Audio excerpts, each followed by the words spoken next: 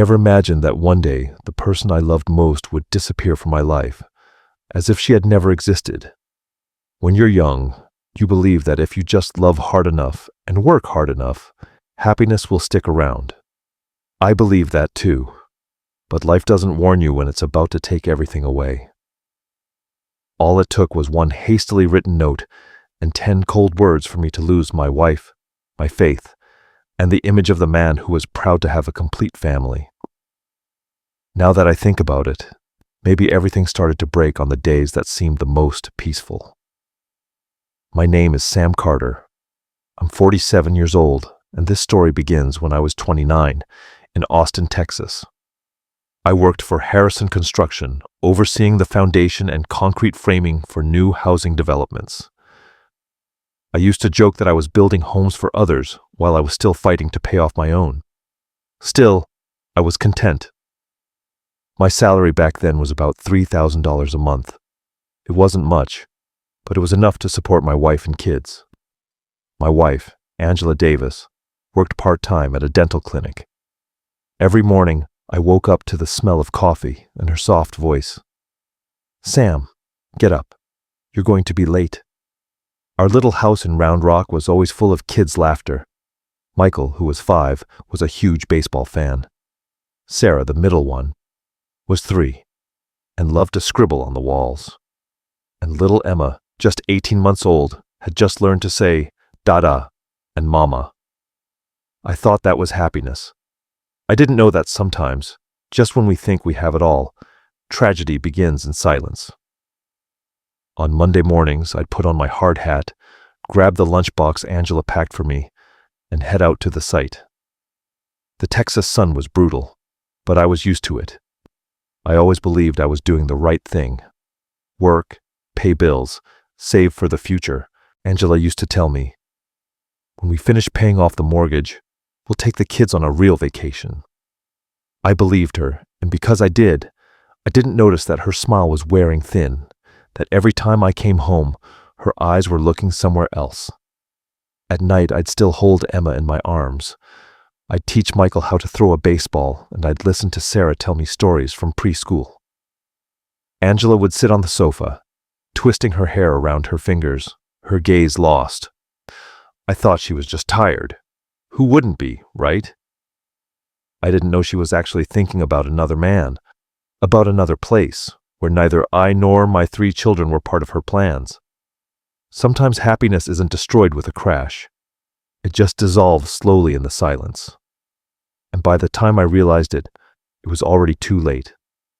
Before we continue, make sure to subscribe to the channel and let us know where you're listening from in the comments below. They say that when someone is about to leave your life, they leave with their eyes long before they leave with their feet. I didn't notice, or maybe I did, but I chose not to believe it. In the weeks after New Year's, Angela changed. Not all at once, but silently, subtly, like summer turning into fall. She talked less, laughed less. Those "have you eaten?" questions sounded mechanical. When I asked about her day, she'd answer with indifference. Same old, same old. Every night, after putting Emma to sleep, she would stay up scrolling on her phone for a long time. When I got close, she'd turn off the screen and say, "It's just a guy from work." I was never a jealous man. I trusted my wife. We had gotten through the tough years together, paid for this house, dollar by dollar. But maybe it was that very trust that blinded me. One night, I woke up at 3 a.m. and saw the dim light from the kitchen. Angela was there, alone, a cold cup of coffee in her hands. She was staring into space, her eyes tired and distant, like someone who has already walked too far to turn back. I walked over and put a hand on her shoulder, but she gently pulled away. "Go back to sleep, Sam. You have to work early." Her voice was soft, but as cold as the wind coming through the window. I went back to bed with a heavy feeling in my chest, not understanding why. The next morning I asked her, "Did you sleep at all last night?" "It's nothing, just insomnia." And she smiled again, in a thin smile, like a thread about to break. Family dinners started to fill up with silence. Sarah would tell stories from school. Michael would show off a drawing of a house. Angela would just nod. She ate quickly and got up to clear the plates. When I joked that she must be on a diet to fit into her wedding dress for a second time, she looked at me with a strange expression. Not amused, not annoyed, just empty. I clearly remember one Tuesday morning, the sun was already burning in the sky. I was about to leave for work. She was in front of the mirror, tying her hair back. I leaned in to kiss her cheek, but she pulled away with a slight movement, like dodging a breeze. "You smudged my makeup," she said, her voice light. It was a small phrase, but like a sharp little blade, it cut right into my chest. I laughed, pretending it didn't hurt. I grabbed my things and left. But in the rearview mirror, I saw her watching me, not with the look of a wife saying goodbye to her husband, but like someone calculating how to leave without making a sound. That night I came home earlier than usual. Dinner was cold. The house was silent. On the table there was a travel magazine open to a page with a blue beach in Florida. I smiled, thinking she was dreaming of a vacation. I didn't know that image was the first sketch of her escape. Sometimes, before everything collapses, life grants us a few moments of calm, just so the fall hurts more. That Tuesday seemed like any other day, or at least I thought so. The Texas sun was bearing down, and sweat soaked my shirt under my safety vest. The foreman let me leave early because the concrete pour had been canceled. I was happy, thinking I'd buy some cupcakes for the kids, maybe even catch dinner with Angela, something that had become rare in the last month. When I pushed open the door to the house, the first thing I noticed was the silence. Not the pleasant silence after a long day, but an empty, heavy one. It smelled like cold food. The ceiling fan was still spinning, but no one was there. I called out, "Angela?" Nothing. The living room was tidy in a strange way.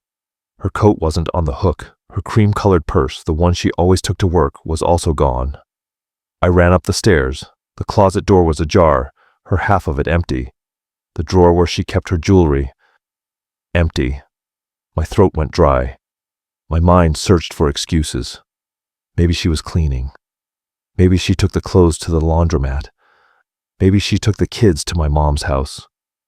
But when I saw the folded piece of paper next to the coffee maker, all those assumptions crumbled. Her handwriting, neat, hurried. "I deserve to be happy. Don't look for me." 10 words. Not one more, not one less. I stood there for a long time. For a moment, I thought it was a cruel joke. I opened the fridge. The container of leftovers she usually left for me was missing. Her drawers were empty. She had taken her documents. Nothing was random. She had planned it all. Her phone was off. I called her mom's house. Her sister answered, her voice trembling. "Sam, you didn't know?" "Know what?" There was a long silence. Then she murmured, "She left. With Richard." I squeezed the phone so hard my knuckles turned white. Richard. The name I'd heard in passing when Angela talked about work. I remembered the time he drove her home after a company dinner, and she said he just gave her a ride. I believed her. It wasn't just the betrayal of a wife. It was the quietest humiliation. A man who trusts completely can suffer. Without a fight. Without a goodbye. Just 10 words capable of severing 6 years of marriage, 3 kids, and all my faith. I ran to my mom's house to pick up Michael and Sarah. When she saw my pale face, she just asked, "She left, didn't she?" I nodded. I couldn't cry. That night I sat in the wooden chair on the porch, with Emma asleep on my chest. Her soft breathing marked the rhythm of the silence. I read those 10 words over and over until I had them memorized. I deserved to be happy. Maybe it was true. But why did her happiness have to be built on the ruins of 4 lives? Before dawn, I understood. You can leave your partner, but nobody has the right to abandon their children. and if she chose her own happiness, I would choose my dignity. From that moment, I knew I wasn't going to fall. That night, the city swallowed me in a strange silence. The streetlight filtered through the window, casting a trembling shadow of Emma and me on the wall, this little girl who didn't even know her mother was gone. Every little sigh from her scratched at my chest. Every slight movement made me jump, afraid she would wake up and ask, "Where's Mommy?" I didn't cry, at least not with tears. A man's pain doesn't crash like a wave. It flows like an underground river, eroding from the inside. I looked around. Everything was still in its place, but the warmth that made this house a home was missing. Around midnight, my mother arrived. She didn't ask questions. She just put her hand on my shoulder. She had been widowed when I was 12, so she understood better than anyone what it meant to lose. "Tomorrow, bring the kids over," she said. "Stay with me for a few days, so they don't feel so alone." I nodded. Nothing more needed to be said. That one word was enough. Alone. It was enough to finally let my tears fall. The next morning, I had to face reality. Mom stayed with Sarah and Michael. I drove to the daycare to pick up Emma. The caregiver looked at me, surprised. "Yesterday, Mrs. Angela said you were busy, that she'd be picking up the girl early." I swallowed hard. Something came up. "I'll be handling it from now on." Emma ran to me with her arms open, babbling, "Where's Mommy, Daddy?" I froze, feeling a knife in my chest. I forced a smile. "Mommy went on a trip, sweetie." It was a small lie, but I knew it would weigh on me for many years. The next few days were chaos. I asked for 3 days off work to try to reorganize my life. In a drawer, I found a bank receipt for a $2,000 withdrawal, dated the same day she left. In the kitchen, there was still a handwritten note. "Tuesday, tacos." She left, leaving behind the menu for the week, as if everything was a normal day. That night, I called the kids to the table. Michael, just 5 years old, asked, "Is Mommy mad at me, Daddy?" I looked down. "No, son. She's just tired." Sarah took my hand, her little voice trembling. "And when is she going to stop being tired?" I pressed my lips together and looked out the window. Outside, it began to rain. After putting them to bed, I went out on the porch, opened a beer, and drank it without tasting it. My mother sat down next to me and murmured, "You can be angry, but don't let resentment teach you how to live. Life has a way of settling scores. You just stay standing." That phrase stuck with me for years. That night, I stayed awake until dawn, writing a single line in my old notebook. She chose her happiness. I'll choose my dignity. When the first light of dawn came through the window, I understood something. You don't die because you're abandoned. You die if you let yourself rot in hatred. I got up, looked at my 3 sleeping children, and made a silent vow. From that day on, I would start over. Not for her, but for them. The news that Angela had left spread faster than I imagined. In a small suburb like Round Rock, a secret only needs one afternoon to become town gossip. The next morning, when I took Michael to school, 2 mothers near the entrance looked at me and whispered to each other with those looks that are more judgment than curiosity. One of them spoke just loud enough for me to hear. "Poor kids. But if a woman leaves, there's always a reason." I pretended not to hear and bent down to tie Michael's shoelaces. But those words echoed in my head all day, like salt on an open wound. That afternoon, picking up Emma from daycare, the caregiver asked me, "Is your wife still sick? She said she might be taking a few days off." I answered quickly, "She just needs some time." I couldn't tell the truth. I couldn't stand the idea of them looking at me with pity. But I knew the story of the woman who abandoned her husband and 3 kids was already the favorite pastime of the neighborhood's idle hours. 3 days later, the phone rang while I was having lunch at the construction site. It was Lisa, Angela's younger sister. Her voice was trembling. a mix of fear and shame. "Sam, I'm so sorry. I don't know how to tell you this, but I cut her off. "I already know. With Richard, right?" There was a long silence before she burst into tears. "I thought you knew. They drove to Vegas on Tuesday. She said she was going to start a new life. I'm so sorry, Sam." I felt a chill, not from surprise, but because it all fit together so perfectly, as if she had planned it step by step.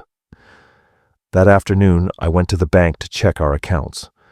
The joint account was down to less than $100. The teller, with a kind voice, explained, "That transaction was made by the joint account holder, your wife." I smiled bitterly as I signed the slip, my hand shaking. 7 years of hard work, saving a few dollars each month, reduced to zero. That night, my mother served a bowl of soup and put it in front of me. "You have to eat. Don't let the kids see you fall." I nodded, but the spoon was trembling in my hand. It wasn't hunger. It was something deeper. Shame. Not just for my wife's betrayal, but for feeling the weight of the world looking at me like a failure. On Sunday, I took the kids to the market to buy donuts.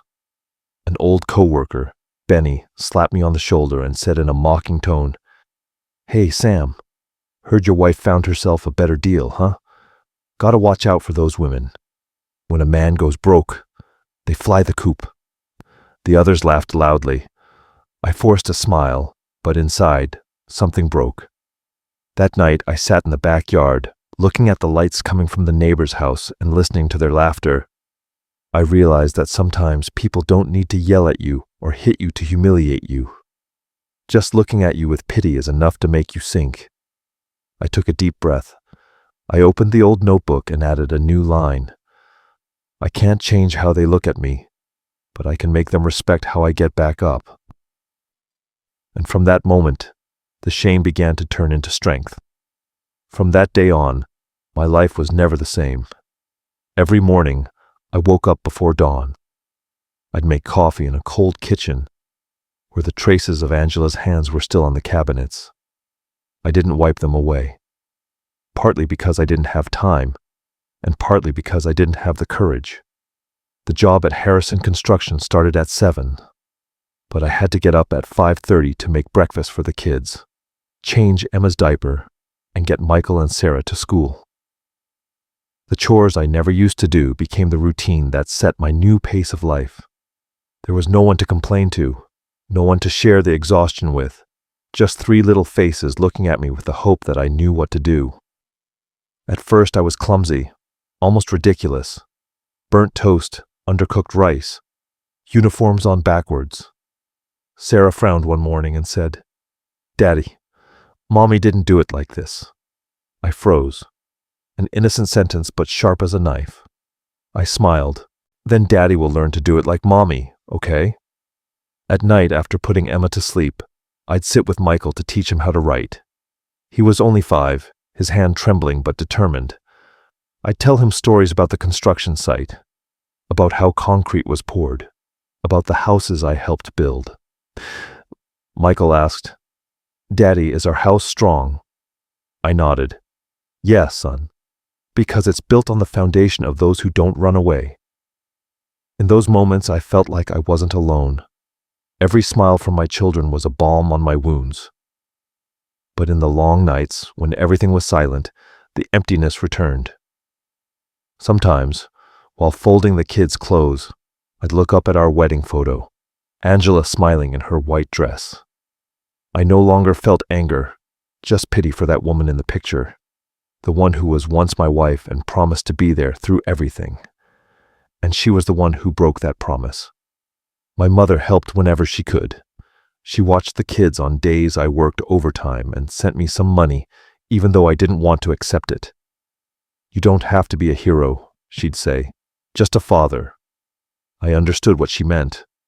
I didn't need to prove anything to the world, just stay on my feet for them. The first month passed like a hurricane.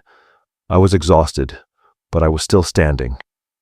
Every night, I'd check the accounts. Milk, rent, gas, it all piled up. I canceled the cable, bought cheaper rice, quit smoking. No one taught me how to be a single father.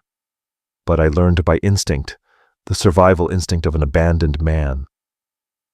One night, while I was washing dishes, Sarah ran to me and hugged my legs. "Daddy, I finished my drawing. Look, this is our house." On the paper there were 4 figures. Me, Michael, Sarah, and Emma. Mommy wasn't in it. "Did you forget to draw Mommy?" I asked. Sarah shook her head. "Mommy went far away. I don't know when she'll be back, but I drew the house so she knows we're okay." I looked at that drawing and felt a lump in my throat. In those childish scribbles, I understood something. My happiness no longer depended on who was by my side, but on having someone to keep living for. That night, I wrote a new line in my notebook. I'm no longer the abandoned husband. I'm the father who is still standing. By the 3rd month after Angela left, my life began to find a steady rhythm. My body had gotten used to the exhaustion, and my heart had learned to be quiet. I still showed up to the site on time, hard hat on, a tired smile for my coworkers. But everyone knew something in me had changed. It didn't need to be said. You just had to look in my eyes.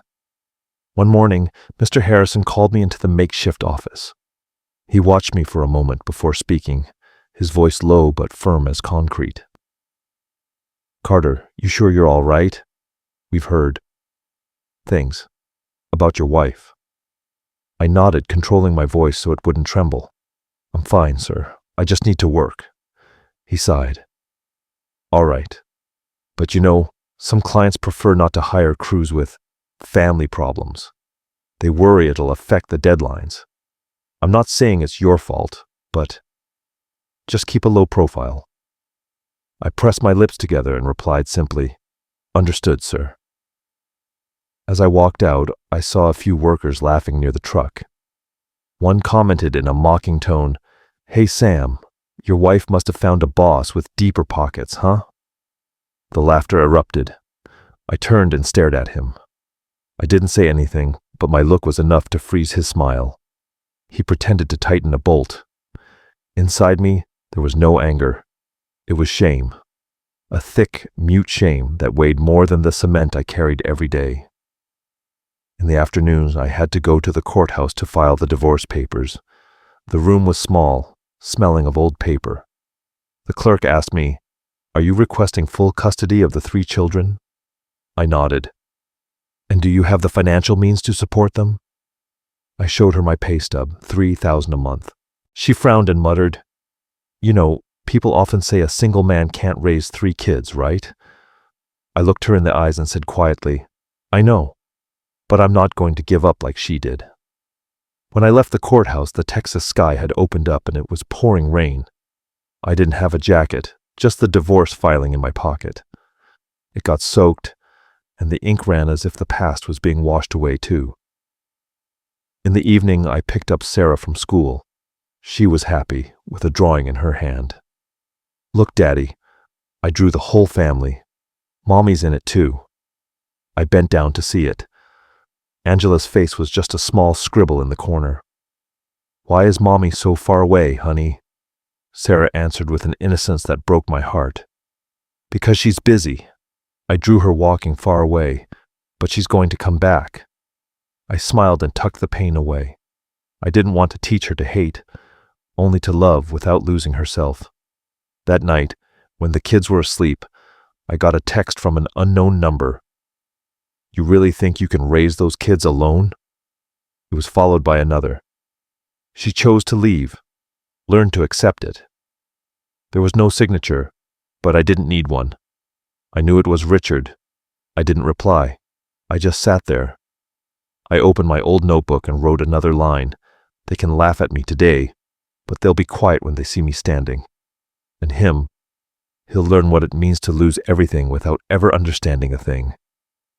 I closed the notebook. Outside, the rain had stopped. The sky was beginning to clear. Maybe it was the first sign of a new season. The season where I learned not just to survive, but to stand tall in the face of the world's judgment. After that rainy night, I understood that my life only had two paths: fall down so others could walk all over me, or stand up so tall that even my own shadow would respect me. I chose the second. Every morning, I got up at 5. I'd make a black coffee and write a few lines in my old notebook before waking the kids. That notebook was no longer a place to dump my anger, but a pact with myself. On the first page, I wrote in big letters, "Live so my kids will be proud, not so others will pity me." I switched to the day shift at Harrison Construction. It meant less overtime pay, but I had something more valuable: time with them. My mother watched Emma during the day, and I picked up Michael and Sarah from school. Dinner was simple: rice, eggs, and a thin soup, but it was always full of laughter.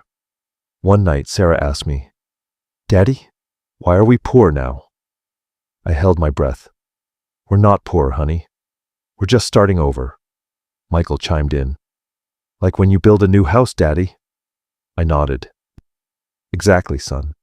We're pouring the foundations again, and this time, they're going to be even stronger." I used my days off to do small jobs: mending fences, patching drywall, painting doors for neighbors. Some paid me in cash, others offered a hot meal. I accepted it all without pride. I needed to keep my mind busy, far away from Angela and Richard. One afternoon, while I was mixing cement, Benny, the same guy who had mocked me at the site, came over, his voice conspiratorial. "Hey, Sam, heard your Angela's having a rough time. That Richard guy lost his job, and now they're living in a tiny dump in Vegas." I looked up, calm. "That's their business, Benny. I've got my own." He went quiet, scratched his head, and walked away. I smiled. I discovered that when you stop caring, other people run out of things to say. The next month, I asked for weekend overtime. Mr. Harrison looked at me, surprised. "You need the money that bad?" "No, it's for me," I replied. "It's for my 3 kids' future." He was silent for a few seconds and then signed the authorization. Every night when I got home, I'd see the kids asleep, sometimes all in the same bed. I'd sit and watch them, feeling a peace I hadn't known in a long time. The physical exhaustion made me feel more alive than ever. One night, my mother asked me, "Do you still hate Angela?" "No, Mom," I replied. "Hate just keeps you trapped in the place that other people have already left. I don't want to live in the house of the past." I wrote a new line in my notebook: "Not everyone who leaves is bad. Some just come to teach you that you can live without them." From then on, I stopped thinking about Angela. I focused on my work, on my kids, on each small step I took. When exhaustion overwhelmed me, I remembered Michael's confident gaze, Sarah's smile, Emma's tiny hand. They were my reason to keep breathing. One morning, as the sun rose over the construction site, I understood. Some wounds don't need to be healed. You just have to learn to live with them, like a mason laying a new brick on an old foundation. Even with cracks, the house still stands. December arrived faster than I imagined. In Texas, the winter wind brought a dry chill, but in my house, the warmth came from the laughter of my 3 kids. However, that was the first Christmas I had to do everything alone. Angela's hands were no longer there, picking out gifts, nor was the smell of baking that used to fill the house. It was just me, a small tree made from scrap wood, and 3 excited kids hoping for a miracle. I didn't have much money. After paying the rent, the school, and for Emma's cough syrup, my wallet barely had a few dollars left. But I didn't want the kids to notice.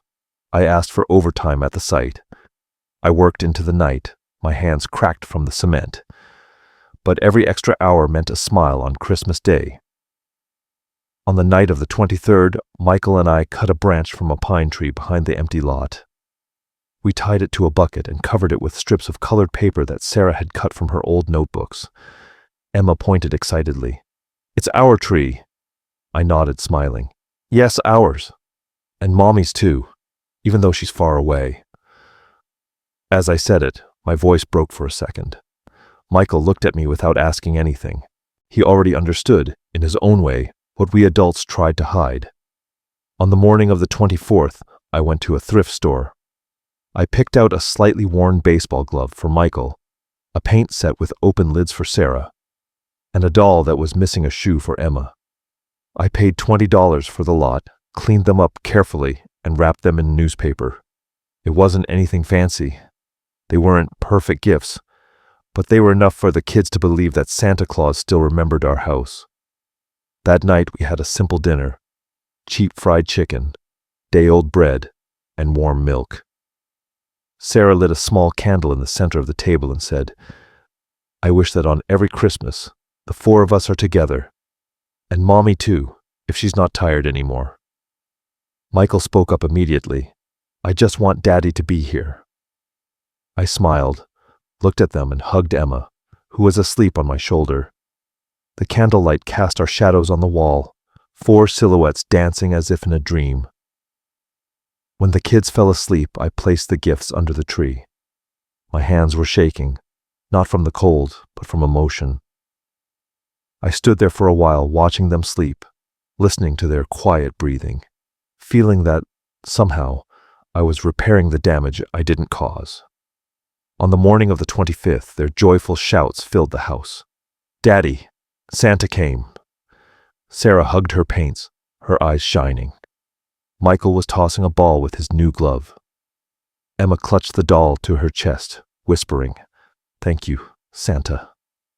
I laughed out loud, on the verge of tears.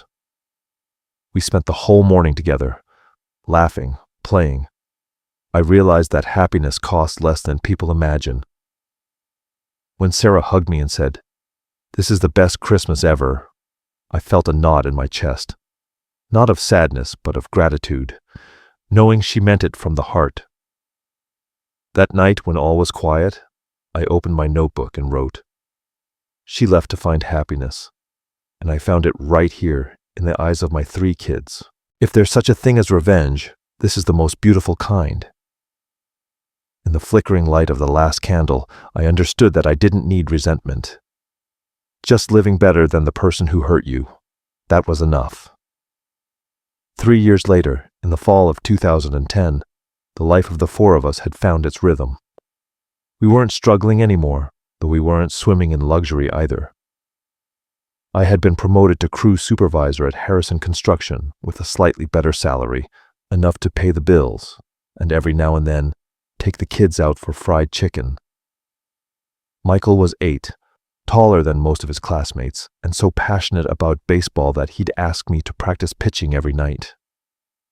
Sarah, at 6, lived with paint-stained fingers. She loved to draw. And Emma, now 4, ran after her siblings, laughing and chattering nonstop. They were the only reason I was still standing. My life was simple then. Work, go home, take care of the kids, and sleep. I didn't have friends or parties, and certainly no intention of falling in love. I had trusted once, and that was enough to understand that some wounds only heal when you stop trying to stitch them up. Until the day I met Karen Johnson. That afternoon, Crockett Elementary held a parent-teacher meeting. I arrived late because the site had a safety inspection. I was still in my work clothes, covered in cement dust. I sat in the back, trying to go unnoticed among the parents in their neat office clothes.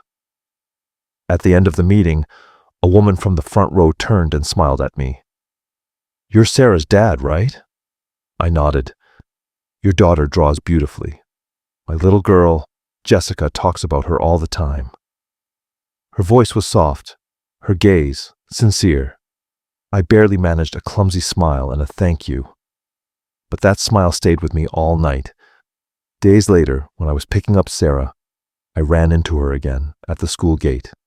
She was wearing nurse's scrubs, a grocery bag in one hand, her hair pulled back. "Getting off work late again?" she asked. "Construction sites don't really keep office hours," I joked. She laughed. "I get it. Hospitals don't either. I'm a nurse at St. David's, always on the night shift." We chatted for a few minutes, and little by little it became a habit. A week later, she invited me and the kids over for dinner. Her apartment was small but cozy, filled with the smell of chicken soup. Jessica, her daughter, who was Sarah's age, was running around the living room, showing off a drawing of the two of them, holding hands in the rain. As I watched that scene, something inside me stirred. It had been years since I'd heard the sound of children's laughter in a house without an undercurrent of silence. Karen served the soup and asked if I wanted seconds. I hesitated for a second before answering. It's been a long time since anyone cooked for me. She smiled. Then eat for the last 2.5 years you've missed. That night, driving home, Sarah said to me, "Daddy, Mrs. Karen is really nice. Could she be our new mom?" I went quiet. I didn't answer. I just stroked her hair. Inside, I felt something warm, and at the same time fear. Because when a man has been betrayed, the hardest part isn't loving again. It's believing he deserves to be loved again. I don't know when it happened, but the presence of Karen and her daughter, little Jessica, became a natural part of our lives. Several times a week, they'd come over for dinner. Sometimes they brought chicken soup. Other times, cupcakes that Jessica was learning to bake. The kids would laugh, run through the house, and forget it was bedtime. And I, sitting and watching them, felt something I hadn't felt in a long time. The warmth of a home that was alive, the fire being relit after a long winter. Karen was different from Angela. She didn't talk much, didn't wear bright lipstick or tell flashy stories. She had a serene gaze and a voice that carried peace. Once I asked her why she had gotten divorced. She smiled sadly. "Because I got tired of having to beg for love. When someone wants to leave, there's no point in trying to hold them back." Those words hit me harder than any sympathy could have. We slowly grew closer. Sometimes, when I got off work late, Karen would pick up Sarah and Emma. Other nights, when it was raining, she'd send me a text. "Made soup. Come over before it gets cold." I'd arrive and find the kids sitting around the table laughing. The smell of the food reminded me of something I thought I'd forgotten. The feeling that someone is waiting for you at home is the deepest warmth there is. But along with the joy, the fear returned. One night, as I was saying goodbye at her door, Karen said softly, "Sam, you don't have to be strong all the time." I looked at her with a forced smile. If I let myself be weak, who takes care of the kids? She shook her head. Sometimes being too strong is also a way of running away. I fell silent. Since Angela left, I had learned to hide what I felt, to treat sadness as a luxury I couldn't afford. But Karen's words shook me. She didn't pry or pressure. She was just there, with patience and silence. One afternoon, dropping Sarah off at her art class, the teacher told me, "Your daughter has so much talent. Does her mom teach her at home?" I was about to say, "No." But Sarah chimed in first with a smile. "Mrs. Karen teaches me." For a second I felt a pang. There's no deeper wound than hearing your child call another woman Mom. But surprisingly, it didn't hurt. It gave me peace, because Sarah was happy. And Karen was there, doing what Angela no longer wanted to do. That night I sat on the porch and wrote in my old notebook. Forgiving the one who hurt you doesn't mean you're saying it didn't hurt anymore. It means having the courage to open your heart to what life can still give you. When I looked up, Karen was standing in the doorway, 2 mugs of coffee in her hands. She smiled. "I don't want to replace anyone," she said. "I just want to be by your side, if you'll let me." I took the mug. The warmth spread through my fingers. For the first time in many years, I looked at a woman without fear, and in that moment, I understood that my heart had finally dared to open the door. Our love arrived slowly, like a slow spring rain in Texas. No rush, no noise. But when it comes, it soaks every corner of your life. After almost 2 years of knowing each other, I understood that Karen hadn't just entered my life, but also the lives of my 3 children. And the most surprising part was that none of them felt she was a stranger. If a day went by without seeing her, Emma would ask, "Daddy, where's Mrs. Karen? She promised to read me a story." Michael would look for her to help with his math homework, and Sarah every weekend would draw her something as a gift. I watched them and felt my heart lighten. It was as if our family, made of broken pieces, was slowly being put back together, piece by piece. One afternoon, Karen and I were sitting in the park near the school. She told me that her daughter Jessica had gotten used to Mr. Sam picking her up. "She says you're serious but kind," she laughed, the sun turning her hair gold. I smiled. I never thought I could be important to someone else's daughter besides my own. Karen looked at me with that calm she always had in her eyes. "It's not about blood," she said. "It's about being there when someone needs you." That line stayed with me forever. In March of 2013, when Emma turned 7, I decided to ask her to marry me. There was no party, no expensive gifts. Just a simple dinner in the backyard, under some old string lights my mother had saved for years.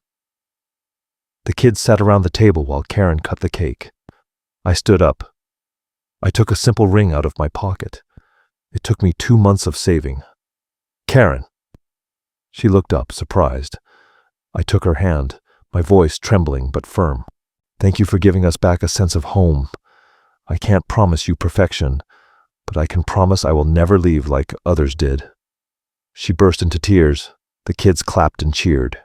Emma asked, "So, is Mrs. Karen our mom now?" Karen knelt and hugged her tenderly. "I've been your mom for a long time, sweetie.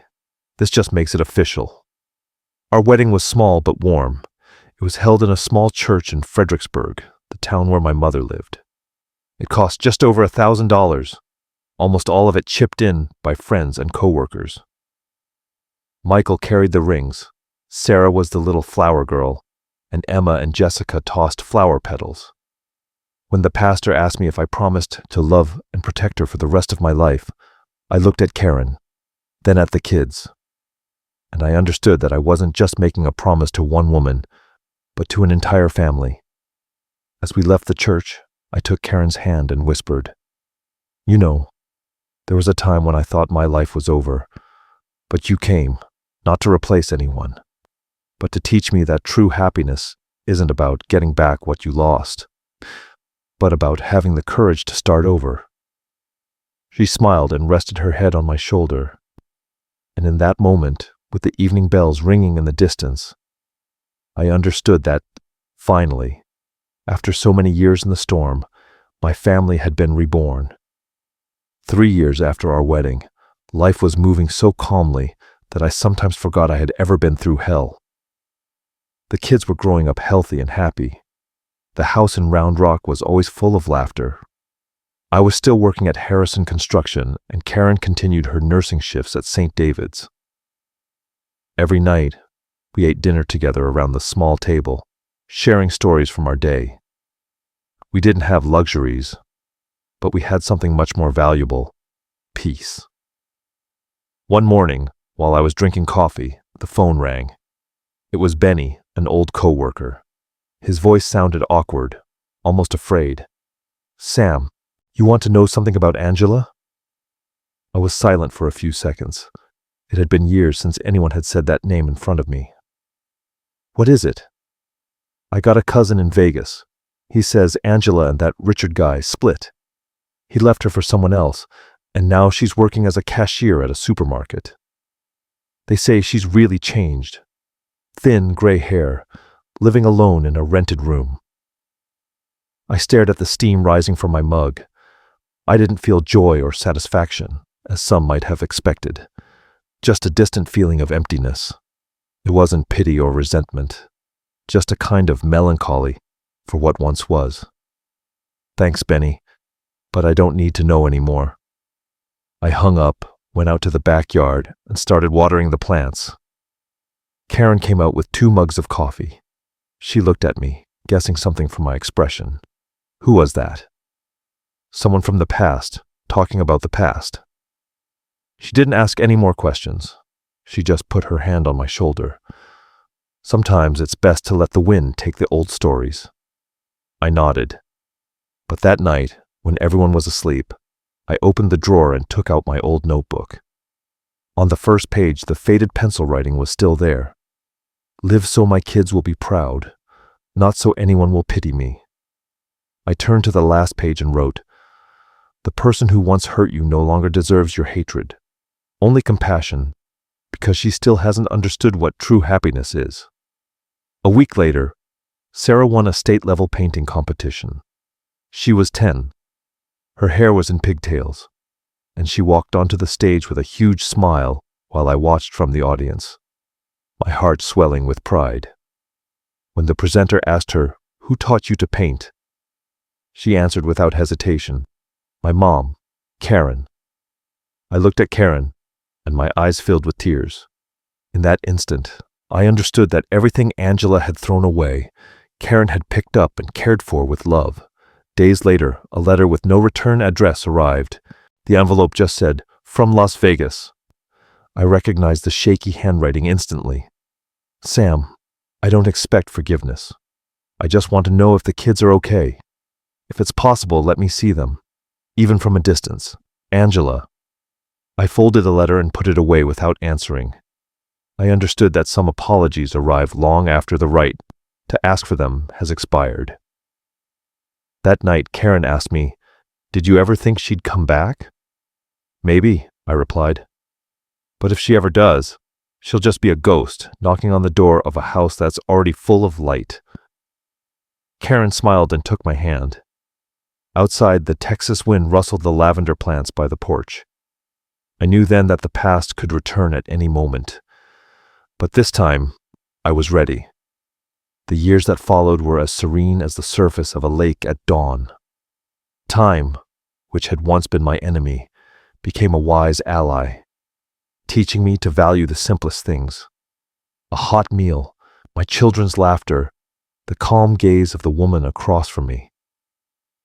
After that letter from Angela, tucked away and forgotten in a drawer, I never heard from her again.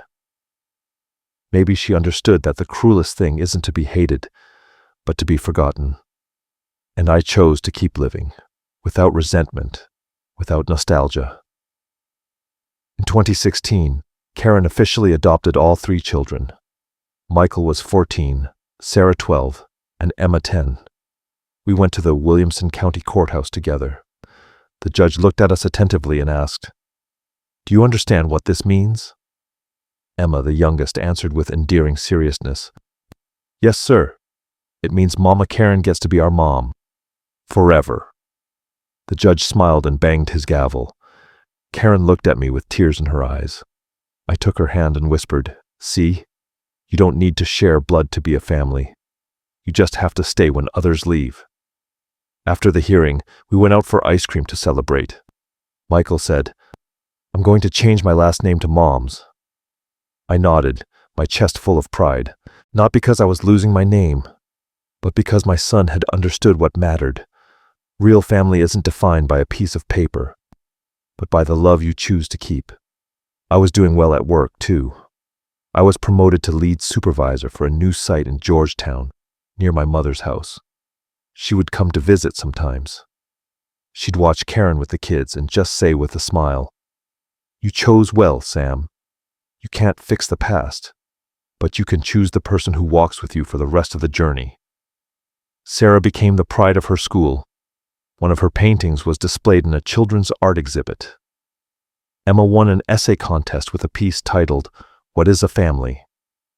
In it she wrote, "Family isn't where we're born. It's where we are loved, even when someone once abandoned us." I read it with a lump in my throat. Karen hugged our daughter, her eyes shining. Every night when the kids were asleep, Karen and I would sit on the porch and listen to the crickets. She'd rest her head on my shoulder and say, "I never thought I could be this happy." "Maybe happiness arrives," I'd reply, "when we stop chasing it and start planting it, little by little, every day." She smiled. I took my old notebook, the one that had been with me through so many years of storms, and added a new line. "Not every departure means a loss." Sometimes it just clears the space for someone who deserves to stay. I closed the notebook and looked toward the window. Sarah was still drawing, Michael was reading quietly, and Emma was asleep, curled up with her cat. I understood that I didn't need to look for justice elsewhere, because true justice was this, turning scars into the foundations of peace. And on that quiet Texas night, I knew that my life had finally, truly, turned the page. April 2025, a Saturday morning. The Texas sky was clear, and the smell of coffee filled the kitchen.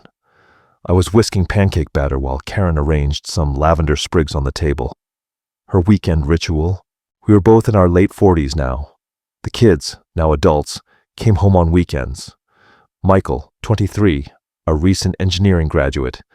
Sarah, 21, with her own small art studio. And Emma, 19, a sophomore in college. The house no longer had the sound of little kids, but it still held the echo of the love that had raised them. The doorbell rang. Karen and I looked at each other, surprised. We weren't expecting anyone. I wiped my hands and went to open the door. And then I froze. Standing in front of me was Angela. I recognized her instantly, even though it had been nearly 20 years. Her face, once bright, was now worn by the sun and fatigue. Her hair, once black and shiny, was gray and pulled back messily with an old rubber band. She was wearing a supermarket uniform, a blue vest with the Walmart logo, worn-out beige pants, and shoes with cracked toes. Behind her, an old beat-up Nissan Sentra was puffing gray smoke from its tailpipe. She looked at me with cloudy eyes, her voice hoarse. "Hello, Sam." That tone, which had only existed in my memories, shot through my chest again, like a dull blade. I remained motionless and asked coldly, "What do you want?" She swallowed hard, clutching her purse. "I want to see my children." A gust of wind brought the smell of lavender from the yard.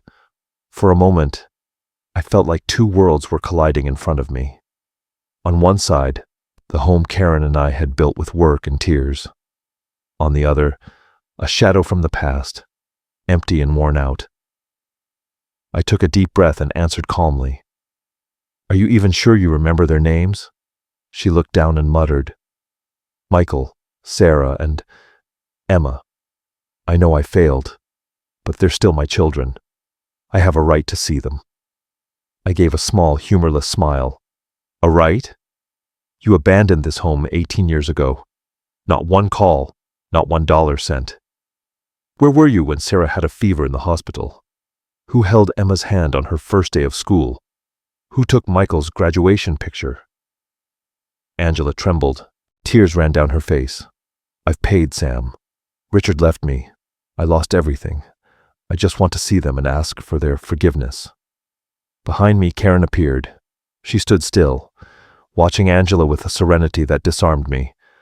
Angela looked at her, with a mix of anger and shame. "It's you, isn't it? The one who replaced me. You must be very happy living off what I left." Karen replied softly, without resentment. "I'm not living off what you left. I'm living off what you never knew how to value." I looked at her and said slowly, "Go, Angela. There's no place for you in this house anymore."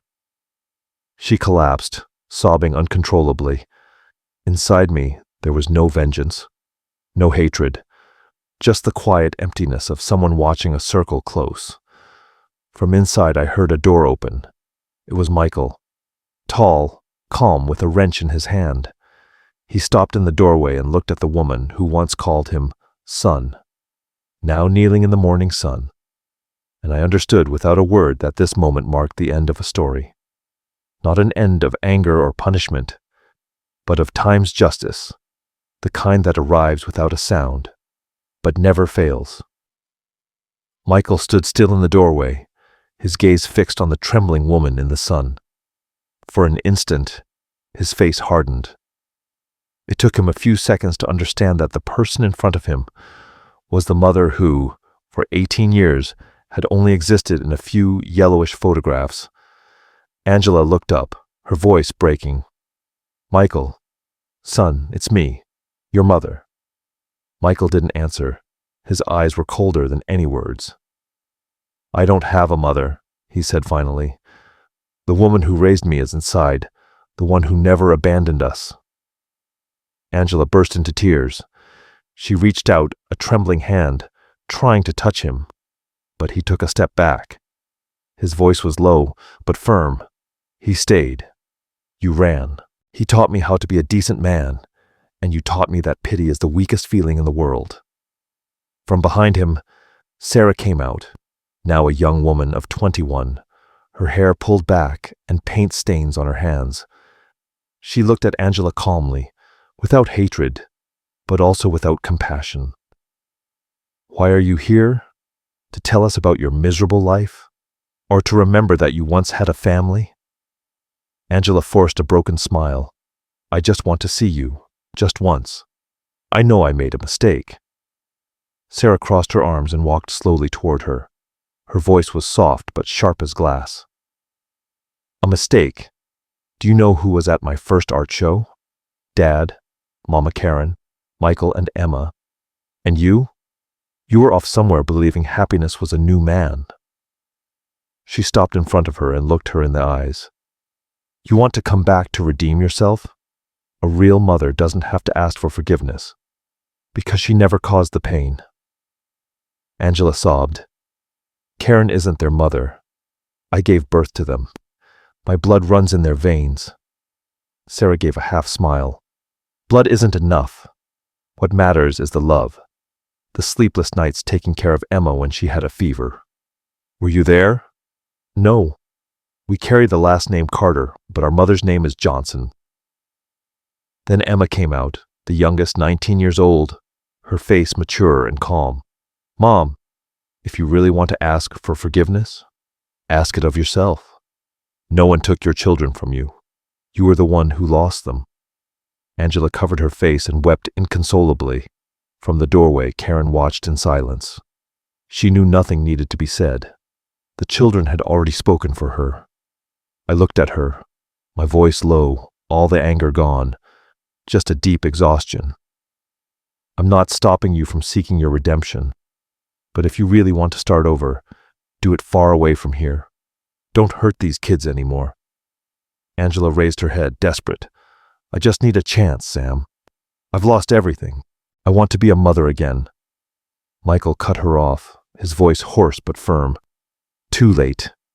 You lost that chance the day you wrote those 10 words. I deserve to be happy. Don't look for me. His words landed like a heavy blow, definitively closing the chapter of the past. Angela collapsed, sobbing without comfort. I didn't move, I didn't go to her, and I didn't kick her out. Because I understood that sometimes silence is the harshest sentence that time can pass on a betrayal. Behind me, Karen placed a hand on my shoulder and murmured, Don't feel sorry for her. Everyone reaps what they sow. You're not the wounded man anymore. I nodded, looking toward the porch where Angela remained seated, her head bowed. The Texas sun covered her in a warm light. Her shadow trembled, blurred, and was finally lost in the glare. And I just felt relief. Not for having won, but because, at last, the pain had found its place to rest. The silence fell over the yard like a heavy stone. All you could hear was the wind rustling through the lavender bushes. Angela was still sitting on the concrete, her shoulders shaking with sobs. Behind me, I heard Karen's held breath, faint but enough to know she was also fighting to stay calm. It was Michael who broke the silence. He walked down the steps and approached Angela. His voice was low, firm, with no trace of hatred. You say you want to start over, that you want to be a mother again. Then tell me, where were you for 18 years? When Dad was working late into the night, I was the one watching the pot of water because Sarah had a fever. When Emma cried, asking for her mommy, I told her you were far away on a work trip. Do you know how many times I had to lie just to keep your memory alive for them? Angela shook her head, tears falling non-stop. Michael continued, each word a precise blow. until one day I understood I couldn't hold up that lie anymore, because our real mother had died the day she wrote that note. All that was left was just a woman who gave us life. Sarah came and put a hand on her brother's shoulder. She looked at Angela with relentless calm. We don't need you to feel guilty or to ask for forgiveness. We're already past that pain. The only thing you can do now is to never show up in our lives again. Let the few memories we have of you not be stained any further. Emma, who had been watching from the porch, walked over slowly and knelt in front of Angela. Her gaze wasn't hateful, but calm. You know, Mom, I still have one picture of you. When I was little, I'd look at it and cry. But when I grew up, I understood that some people should only exist in your memory, as a lesson. You're my lesson, Mom, the lesson of what never to become. Angela bowed her head and cried in silence. Then she looked at me, her voice in pieces. Sam, did you teach them to hate me? I shook my head slowly. No, I taught them to face the truth. And the truth is, you abandoned them. You can't blame anyone for learning to live without you. Karen took a few steps forward. Her voice was soft but firm. I don't want to watch this anymore. Angela, get up. You said you wanted redemption, so start by leaving. If you have any humanity left, don't reopen the wound that they have just learned to close. Angela looked at her, somewhere between rage and gratitude. You're a lucky woman. Karen smiled faintly. No, I wasn't lucky. I just stayed. Angela didn't respond. She stood up. She wiped her tears and began to walk toward the gate. Each step sounded heavy, as if she were dragging the lost years behind her. When she reached the gate, Emma called out, Mom! Angela turned, her eyes full of hope. Emma spoke slowly, her voice clear. I hope you find peace, in a place where we don't have to be reminded of you. The gate closed behind her. A breeze swept through the yard, carrying the scent of lavender and the salty taste of the tears left in the air. Michael turned to me, his voice hoarse. I don't think we'll see her again, Dad. I put a hand on his shoulder. Maybe not. But today, we did the right thing. Forgiving doesn't mean accepting. It means you stop letting the past control your present. Karen came to my side and squeezed my hand. The Texas sky was turning a warm orange, and the light caressed the faces of my children, now adults. I knew it then. No matter how many times the past tries to return, it can't touch us anymore. Because this time we stood up for ourselves, and we closed the door with the serenity of someone who has made peace with their story. I never thought that after that day, Angela would dare to come back. But a few weeks later, I found an envelope in the mailbox. No return address, just a sentence written in shaky handwriting. Sorry I came. Inside were several old photographs, taken in a park in Round Rock, when Michael was just learning to walk, and Sarah was still babbling. On the back of one, there was a short message. I lost everything, and now I know what loneliness means. I didn't reply. I folded the letter, tucked it inside my old notebook, and locked the drawer. Some things don't need an answer, because silence is the clearest reply. I heard through the neighbors that she had gone back to Vegas. Some said she was working in a small corner store, others that she was renting a cheap room on the outskirts. No one knew for sure, and no one seemed to care. The name Angela Davis was now just a distant echo. One evening at dinner, Michael broke the silence. Dad, I saw her today, at the farmer's market. I froze. Are you sure? Yeah, she looked at me, and then she looked down. She looked empty, like a shadow. Sarah put her chopsticks down on the table. Maybe she's learning what it means to pay for what she did. Karen didn't say anything, but her look was enough to know she was reading my thoughts. That night I went out on the porch, opened the notebook, and wrote, Forgiving isn't opening the door. Forgiving is watching someone sink and no longer feeling the urge to save them. I didn't want Angela to suffer. I just wanted her to understand that some mistakes don't need punishment because time knows how to collect on its own. A month later, we got a call from Lisa, Angela's sister. Her voice was choked. "Sam, I don't know how to say this, but Angela's in the hospital." I was silent. "What's wrong?" "Malnutrition and depression. I don't think she has anyone left. You don't have to come. I just wanted you to know." I thanked her and hung up. I sat there for a long time, not sad, just a strange feeling, as if an old part of me had just been definitively buried. The next day, without telling anyone, I drove to the hospital where Lisa worked. I stopped outside without going in. From the parking lot, I saw her, so thin she looked fragile. Gray hair, empty eyes staring out the window. A gust of wind stirred the dry leaves, and one fell onto the glass in front of her. Angela moved her head slightly, as if she sensed someone was watching. I took a few steps back. I didn't want her to see me. I didn't want my gaze to be the last thing she clung to believe that someone was still waiting for her. She had chosen to leave, and now only she could save herself. I returned home as night fell. Karen asked me, "Where were you?" I smiled sadly, saying goodbye to a part of the past. She didn't say anything else. She leaned on my shoulder while, from the living room, Emma put on some music. Her young voice filled the house. Everything that goes leaves a lesson. I closed my eyes. Outside, a life was fading slowly in loneliness. Inside, the lights were on, and the laughter was clear. Then I understood. The true justice of life isn't in watching the traitor fall, but in being able to watch them fall and finally feel absolute peace. From that day on, Angela disappeared from the news. Sometimes Lisa would send brief messages. "She's doing better." She moved, and then silence. Maybe she left Vegas, or maybe she just ran away from herself. I didn't want to know anymore. When a chapter is closed, reopening it only crinkles the pages. Our life returned to its usual rhythm, but it wasn't the same. There was something lighter, more profound, as if all the wounds had stopped bleeding and only the scars remained, silent but wise. Michael already had a stable job in Houston. He called every weekend, his voice full of enthusiasm. "Dad, I'm getting married." I felt my heart smile.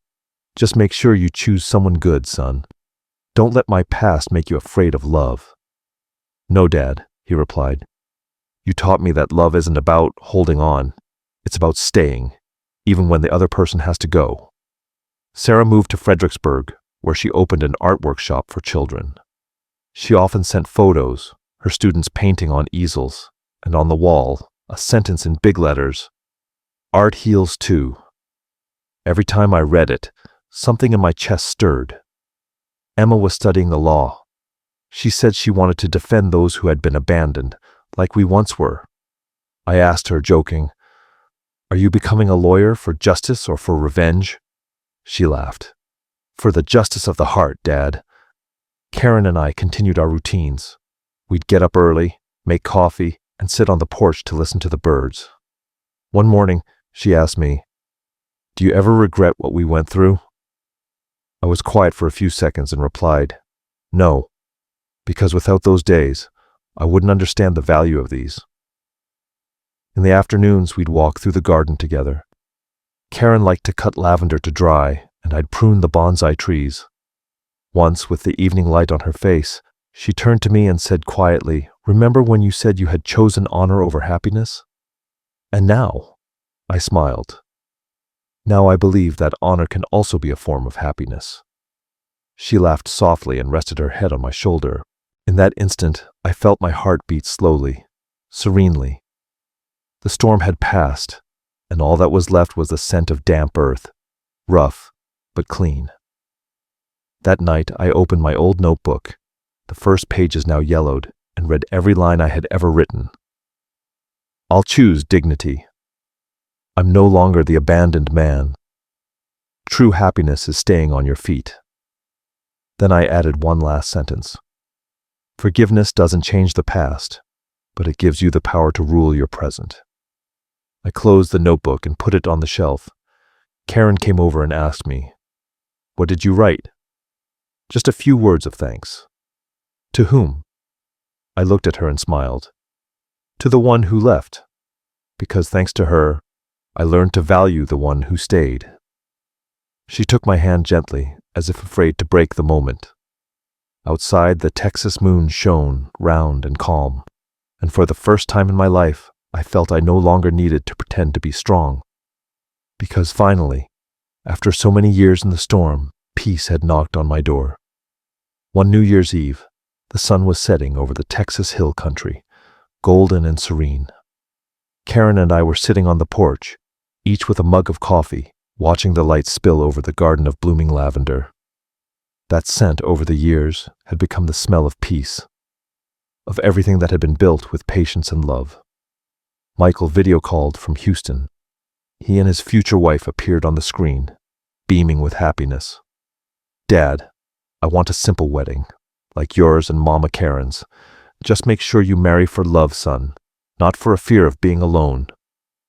He nodded with a seriousness that brought tears to my eyes. Sarah sent me her new painting. A man on a porch, a notebook in his hands, with a fiery red sky behind him. In the corner she wrote, "For my dad, who taught me that strength can also look like tenderness." Emma had come home for the holidays, her hair pulled back, the confident posture of an adult. She sat next to me and asked, "Dad, did you ever think about how things would have been if Mom Angela hadn't left?" I looked into the distance and smiled. "Of course I did. But if she hadn't left, I never would have met your mother. And I never would have learned that true love isn't born from blood, but from the decision to stay." Karen looked at me, her smile as soft as the evening light. "You used to say that dignity was a way of life," she murmured. "But I think forgiving is also a way of keeping your dignity." I nodded. "You're right. You don't forgive because the other person deserves it. You forgive because you need to be free." I took my old notebook, the one that had been with me for 18 years, and turned to the last page. With a steady hand I wrote, "Slowly, there are doors that, once we close them by choice, should never be opened again. But on the other side of that door, peace is waiting for us." I left the notebook on the table and looked at Karen and the kids, laughing in the golden light. I felt something strange in my chest, not an ecstatic joy, but the serene fullness of someone who has come full circle and finally found himself. In the distance, I saw Michael hugging Sarah, both laughing, and Emma reading aloud next to her mother. Karen looked up. Our eyes met. In hers I saw the entire journey we had taken, the tears, the effort, and an unconditional love. The sun sank slowly behind the hills. I breathed in deeply, letting the scent of lavender fill my lungs. For an instant, I thought I heard the wind whisper in Angela's voice. I deserve to be happy. I smiled and answered in silence. And I deserve to be at peace. That evening, as the last ray of sun touched the porch, I knew my journey was truly over. There were no resentments or nostalgic feelings left, only gratitude for what was gone and love for what remained. There are losses that exist to teach us what to keep, and there are goodbyes that remind us that sometimes happiness begins precisely with a departure.